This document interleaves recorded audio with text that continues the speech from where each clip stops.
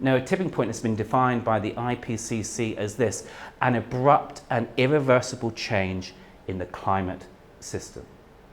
A ball that's running down the hill. If you're quick, you can run after that ball and stop that ball running any further. But if you leave it too long, well, the ball's going to keep on rolling and go down to the bottom of the hill, the next stable platform.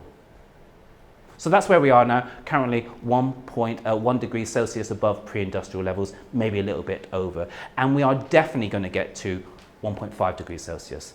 That's certain. And there's a very good chance, if we don't do something about this, acting now, that we're going to hit 2 degrees Celsius. In fact, remember those pledges?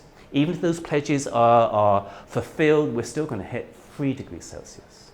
Now, this is awful, 2 degrees Celsius, in its own right. And I'll explain why in a moment. But it's awful too because it might start triggering a cascade of tipping points. So then who knows where the ball finally ends up. Hands up if you would get on a plane and take a flight if you knew that there was a 1 in 20 chance that that plane would crash. No hands. Hands up if you would put your children on a plane if you knew that there was a 1 in 20 chance that that plane would crash.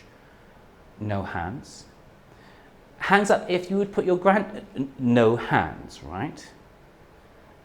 And yet, according to this guy, Professor Ram Ramanathan of the Scripps Institute of Oceanography, there is a 5% chance, in other words, a 1 in 20 chance that we are going to hit 5 degrees Celsius against pre-industrial levels. And he doesn't mean because of the stuff that we are going to put into the atmosphere. No, he doesn't mean that. He means what's based on the atmosphere already. Current levels of CO2 might take us to 5 degrees Celsius. We're playing Russian roulette, aren't we? With our lives, our children's lives, our grandchildren's lives.